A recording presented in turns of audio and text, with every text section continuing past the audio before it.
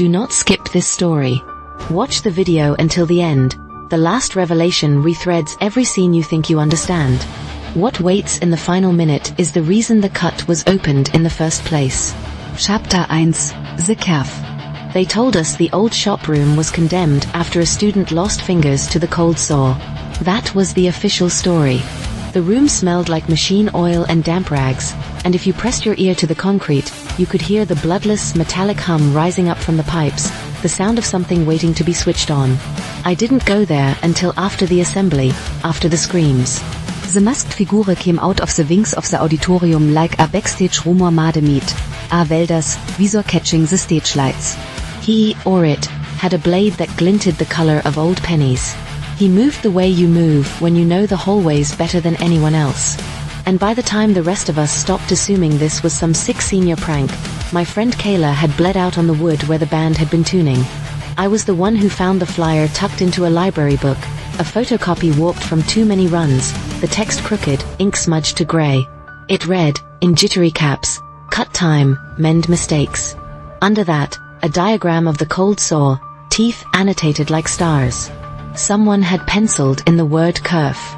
I had to look it up. The kerf is the part you lose, the sliver of wood or bone or air that turns to dust when the blade passes through. It is the price you pay for making two pieces where there was one. I kept the flyer. I kept Kayla's last voicemail too, the one where she joked about the retro pep rally theme, about borrowing her mom's vintage jacket for the show. Her voice was so alive that it made the air around me thicken. At night, I replayed it with headphones, as though the force of wanting could push sound back into a throat. The night I first used the saw, the school had already decided to pretend. They made counseling an optional break in the library, introduced a stricter hall pass policy, installed a camera above the auditorium doors that blinked like a tired eye. But the saw didn't care about their fixes or my grief. It cared about the alignment of a mark scratched into its metal base, a triangle that fit with another triangle I found etched under the workbench, invisible unless the light hit just right. I turned the clutch. The motor inhaled. The blade shuddered without spinning. The air rigidified, like gelatin setting. Then the room shivered, not cold but thinner. There was a cut in the air in front of me, an unline you noticed by the way the world didn't agree at the edges. I reached out and my finger vanished past the knuckle, tingled, and pulled back with a hair's breadth of frost on the tip. Cut time, mend mistakes. That's what the flyer promised, and promises are a kind of blade. I steppet trug. Chapter 2. The First Return. The hallway smelled like last week, citrus cleaner layered over gym socks, the wet penny scent of the radiator bleed. The posters on the wall still pleaded for votes for homecoming court, a QR code peeling. Tuesday, not Friday. 3 days before the assembly. I had gone back. Or the school had. The distinction felt petty in the face of miracles. I knew how people talk about these things. Don't change too much. Don't bump into yourself. Don't touch fate. The problem is, fate doesn't wear a name tag. It looks like a million daily choices stacked like cards until a tower happens, and the wind is the only honest thing in the room. I found Kayla near the vending machines, arguing with a sensor that kept eating her dollar. Shelauket vensche SAVME. Pure ab early. Is it about the calc quiz? You look like you SAV a ghost. I need you to skip the assembly on Friday, I said. I hated myself for how crazy it sounded, hated how her face closed like a fist at the word need. I'm in the opener, she said gently. It's for the fundraiser. Jure freaking ML out. There's going to be a guy, a mask, a blade. I had to force the rest out. I'm not letting you die. She set her soda down without drinking. She touched my sleeve. Is this about that weird flyer? The shop room? You told me they padlocked it after that accident. I didn't know it would happen like this, how the moment you try to alter a stitch, the seam pulls in another place. I convinced her to skip. I walked her home.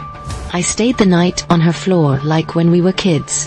I woke to the blue hum of her fish tank and the sensation that time was a wet rope slipping through my hands, taut and heavy and alive. On Friday, the assembly happened without her. It didn't matter. The mask didn't come to the stage. It came to the parking lot. The visor mirrored sky. The blade did what blades do when they are hungry and believed in.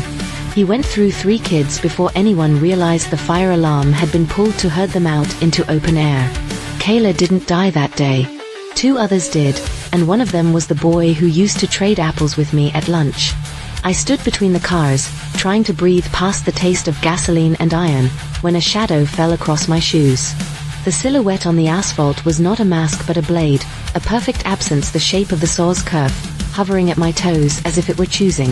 I kult für the quasi marking me.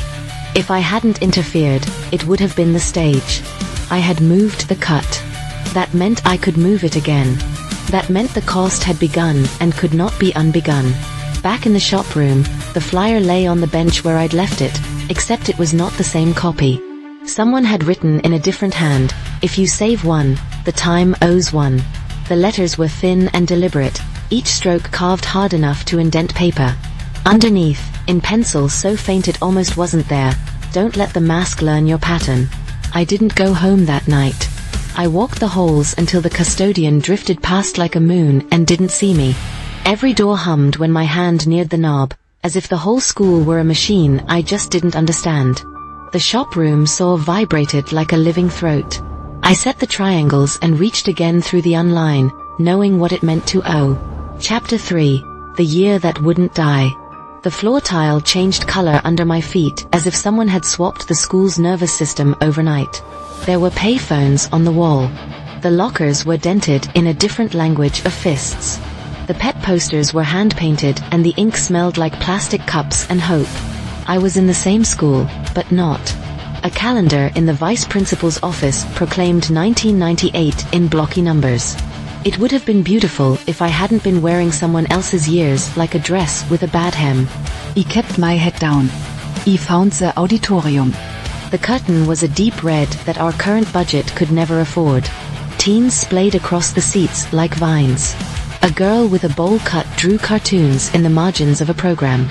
A boy with a chain on his wallet hummed along to a song I knew only from my mom's old CDs. The mask was there too. Not the same mask. There are 100 ways to hide a face. This one was a face shield with a cracked edge, like it had known fire. The blade looked newer.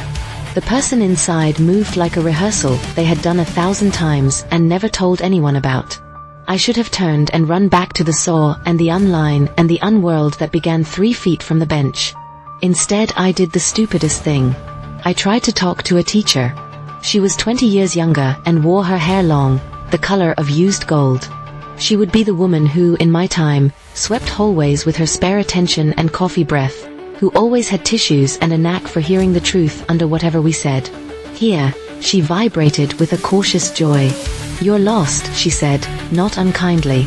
"I need to tell you that the stage is unsafe today," I said. "Something is going to happen." My voice broke open like a year of bass. She looked at me for a long moment that felt like it should change my life. "Everything is unsafe today," she said. "That's what it means to be awake." But she moved.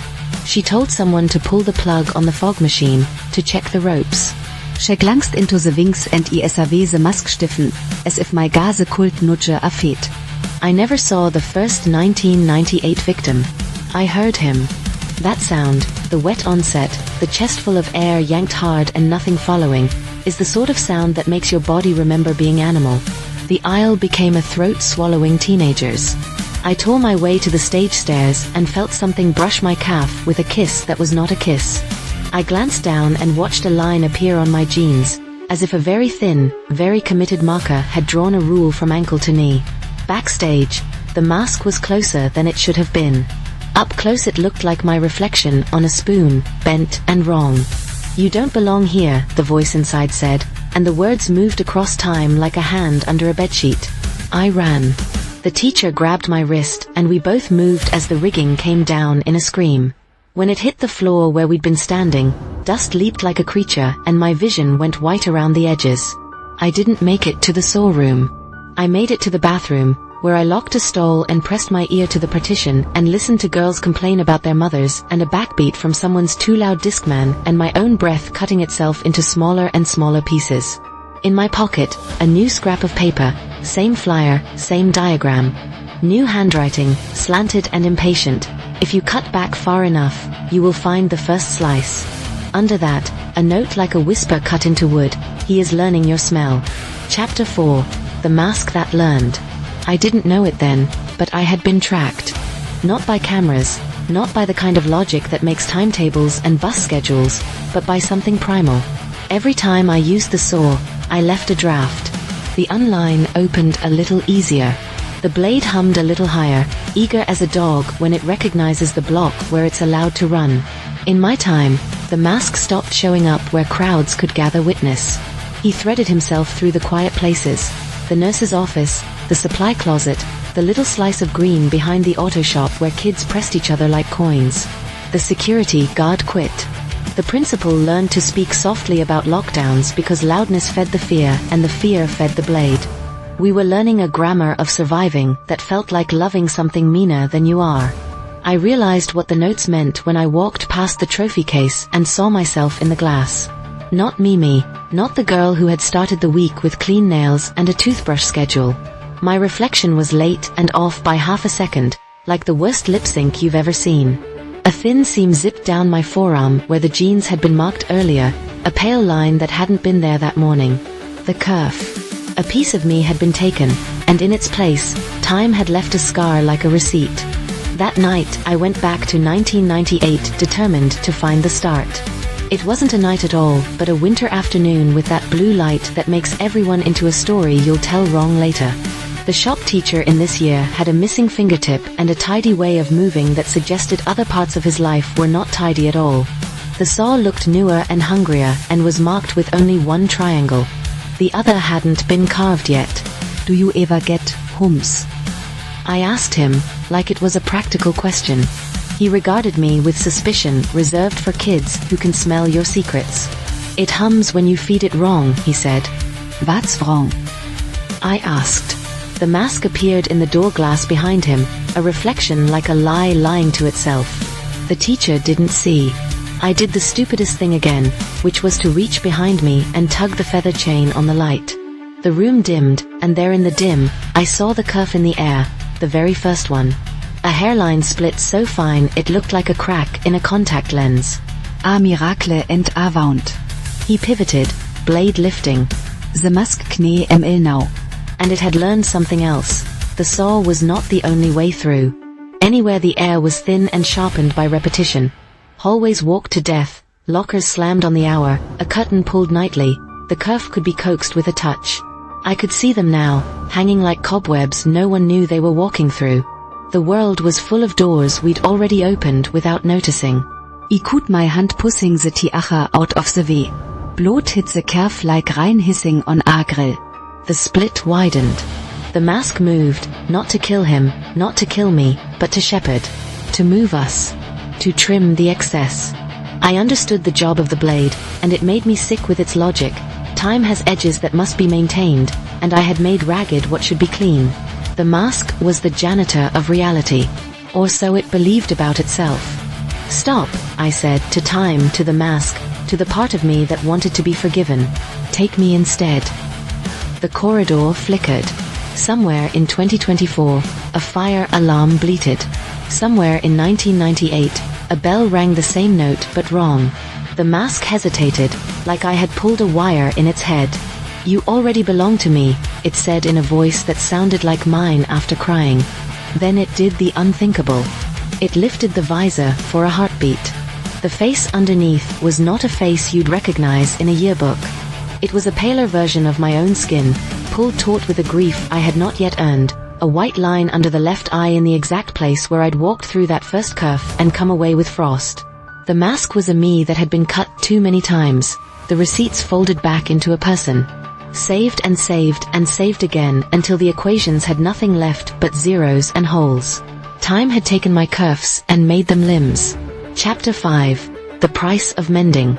You think you're ready to choose until the choice arrives wearing your face. I went home. By which I mean I went to the room where my bed existed in both years, a shape that would be mine for a while longer. I looked at my hands. There were new lines on the knuckles, hairline differences you could only see if you squinted and wanted. I played Kayla's voicemail again and counted breaths between syllables like an astronomer counting the time between pulses from a star that has already died but refuses to accept it. The notes changed without my touching them. On the flyer, new words pressed trug like bruises. You can't UNCOT. You can only give a clean edge. It wasn't asking me to stop. It was asking me to be tidy. The next day, I did something like praying. I took my dad's camping knife and nicked the pad of my thumb, small enough to sting, big enough to matter. I pressed the cut to the cold sore's base and let it drink. Take me, Isa it again. Then I set the triangles to a third configuration, one I hadn't tried yet, one that made the blade stutter like a skip track. I went further.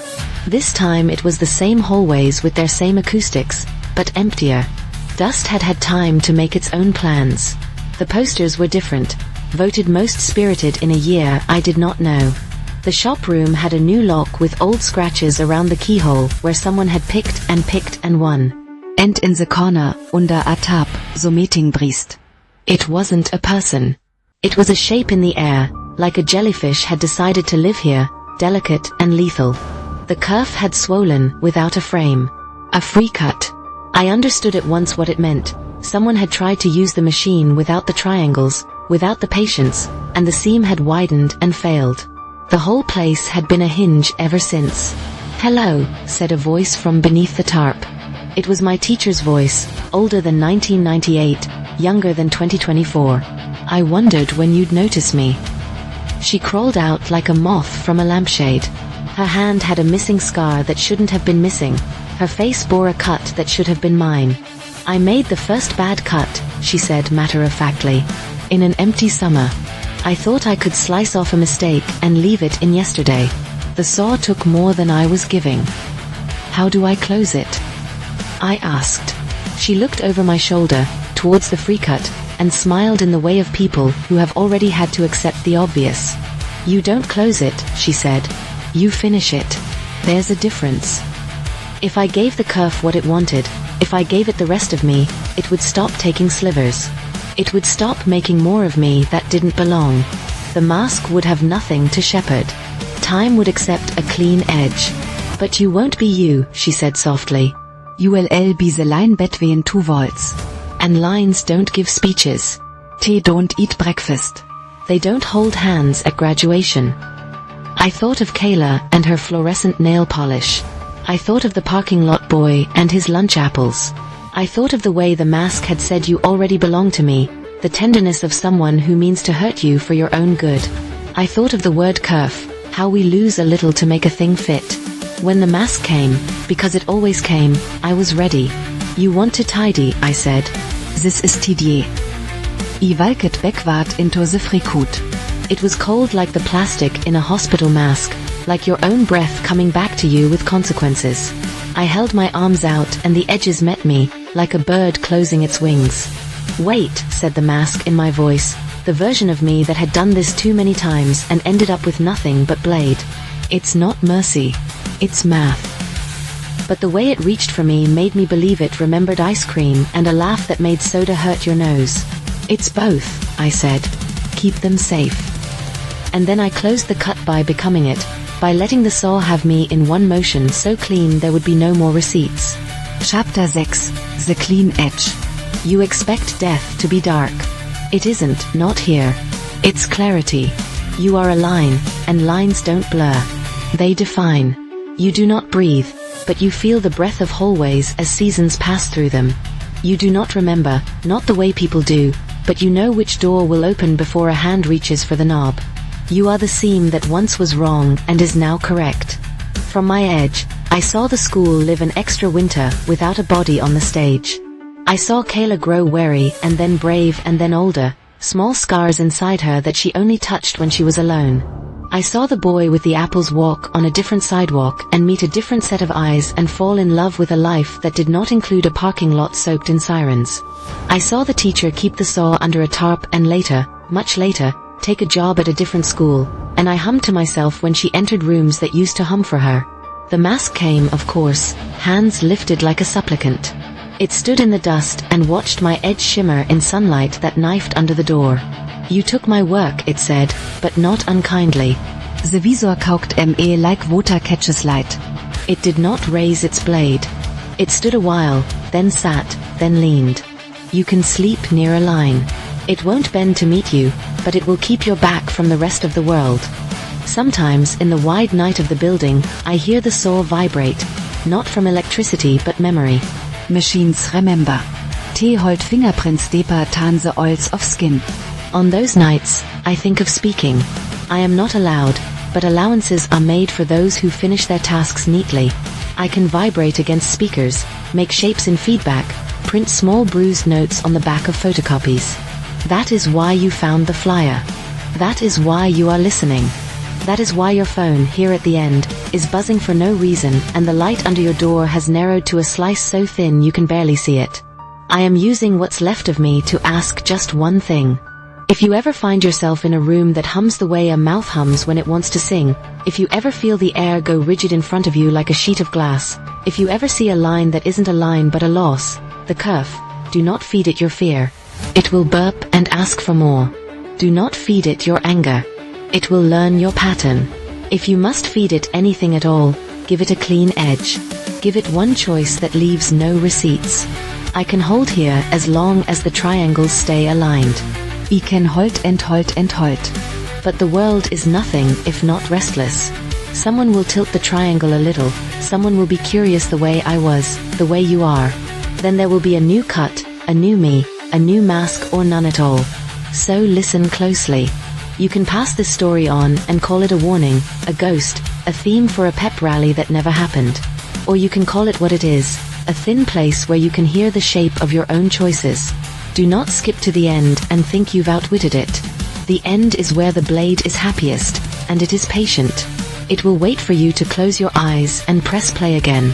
It will wait for you to think you are safe because you have named the thing that hunts you. Names are not locks. Locks are not doors. Doors are jokes the air tells itself. If I could hold your wrist like my teacher held mine, if I could turn your face toward the freer kinder hallways, I would. Instead, I can only hum. Cut time, mend mistakes. The price is always the same, and no one deserves it, and still it is paid. If you've listened this far, if your room is a little colder now, if the line of light under your door has widened by a hair, it's because I am still here, and I am tired, and I am asking for understanding more than forgiveness. And if you feel something brush your ankle as you stand, do not look down. It is only the clean edge asking to be believed. If this tale cut into you, subscribe to the channel, activate notifications so you don't miss the next story, give the video a like, leave a comment with your favorite moment, and share it with someone who thinks time can't bleed.